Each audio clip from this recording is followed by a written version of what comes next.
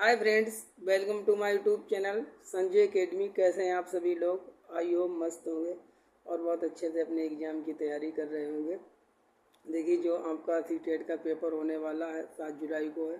लगभग 20 दिन बचे हैं, तो इन 20 दिन में ये आपको सारा जो सिलेबस है उसको रिवाइज करना है। ठीक है, अगर कोई नई चीज़ है तो उसको भी पढ़ना है और प्रैक्टिस भी करनी है, क्योंकि ये पेपर होने में मात्र बहुत कम समय बचा है।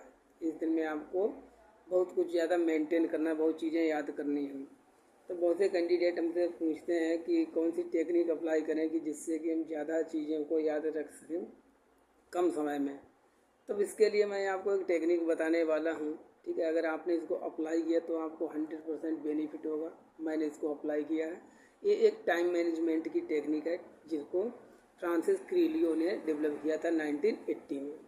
ये बहुत ज़्यादा बेनिफिशियल है। देखिए, इसका नाम है पोमोडोरो टेक्निक। देखिए, मैं पहले तो बताऊं सभी लोग करते क्या हैं।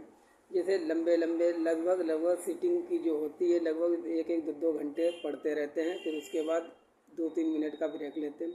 और कुछ तो ऐसे भी लोग होते हैं जो 4-4 घंटे लगातार कंटिन्यू पढ़ते रहते हैं। आई डोंट नो, ठीक है, पता नहीं वो कैसे इतने लंबे टाइम तक अपना फोकस बनाए रखते हैं। मेरा तो इतने लंबे टाइम तक फोकस नहीं बनता जब तक मुझे ब्रेक ना बीच में लेना हो। ठीक है, मैं तो ब्रेक बहुत लेता हूँ, बट पढ़ाई ज़्यादा टाइम तक करता हूँ। पढ़ते तो 8-10 घंटे हूँ, लेकिन ब्रेक बीच में जो है वो अनिवार्य हो जाते हैं। तो इसके लिए क्या है, जो बेसिकली जो पोमोडोरो टेक्निक है, ये कहती है कि जो भी आपका काम है, ठीक है, जो भी वर्क है उसको इंटरवल्स में डिवाइड कर दो। लगभग आप जो है कोई भी काम है उसको 25 मिनट से ज़्यादा मत करिए। ठीक है, क्योंकि जो न्यूरोलॉजिस्ट हैं उनका कहना है कि जो हमारे जो ब्रेन की जो फोकस होता है, अटेंशन होती है, वो 25 से लगभग 30 मिनट तक है, जो वो मैक्सिमम रहता है इसमें। ठीक है, इस टाइम पीरियड के बाद जो फोकस है वो कहीं ना कहीं धीरे धीरे कम होता चला जाता है। उसको रिगेन करने के लिए आपको एक ब्रेक की आवश्यकता है। कम से कम आपको 5 से 6 मिनट का एक ब्रेक लेना चाहिए। फिर उसके बाद आपको फिर अपने काम पर बैक आ जाना है। ब्रेक लेने का मतलब ये नहीं कि 25 मिनट पढ़ाई करी और 20 मिनट जाकर लेट गए या मोबाइल चलाने लगे। नहीं, ऐसा नहीं करना है। मैक्सिमम से आपको 5 से 6 मिनट का ब्रेक लेना है, फिर अपने काम पर दोबारा आ जाना। इस टाइम पीरियड में जो आपकी जो माइंड की जो फोकस की क्षमता है वो जो है रीगेन हो जाएगी। ठीक है, पुनः उसकी जो फोकस करने की क्षमता वो बढ़ जाएगी और आप फिर इस टाइम में जो भी आप पढ़ेंगे वो आपके माइंड में बहुत देर तक रहेगा और आपको कॉन्सेप्चुअल क्लियरिटी भी हो जाएगी। देखिए, आपको सुनने में ये लग रहा होगा कि 25 मिनट पढ़ के कैसे सिलेबस होगा। बिल्कुल सिलेबस भी हो जाएगा, चाहे आपकी कितनी भी पढ़ाई करनी हो। ठीक है, IAS doctor Roman Saini sir थे, उन्होंने ये टेक्निक बताई थी। तब वो तो एक IAS थे, तो उन्होंने ऐसा कहा था कि इस टेक्निक को जो भी अप्लाई करेगा उसको बहुत ज़्यादा बेनिफिट होगा। बस आप इसको एक बार अप्लाई करके देख लीजिए।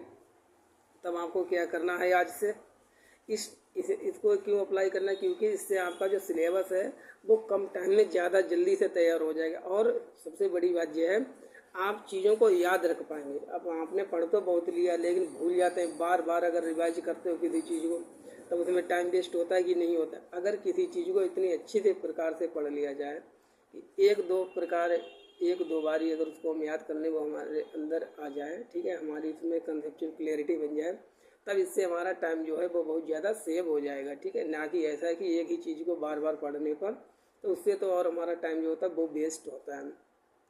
तब आप जब पोमोडोरो टेक्निक अप्लाई करें तो सभी सब्जेक्ट पर अप्लाई करके देख लीजिएगा। ठीक है, और आपको बिल्कुल 100% बेनिफिट होगा। मैंने इसको अप्लाई किया है और मेरा जो स्कोर सीटेट में CDP में स्पेशली जो 30/30 रहा, उसमें बहुत बड़ा इसका योगदान रहा।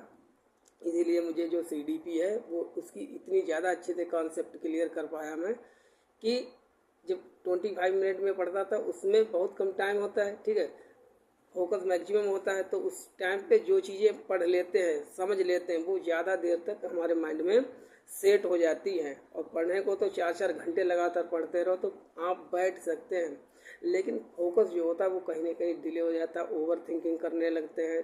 ठीक है, या इधर उधर की बातें जो होते हैं, माइंड डाइवर्ट होने लगता है। जो फोकस बना के आपको रखना है वो इतने टाइम से ही रखना, 25 से 30 मिनट तक पढ़ लीजिए, ठीक है। इससे ज़्यादा आपको नहीं पढ़ना। फिर उसके बाद आपको एक शॉर्ट ब्रेक लेना, फिर उसके बाद दोबारा अपने काम पर वापस आ जाना है। चलिए अपनी क्लास को कंप्लीट करते हैं। प्लीज़ आप इसको अप्लाई कीजिए, आपको 100% बेनिफिट होगा। Thank you for watching.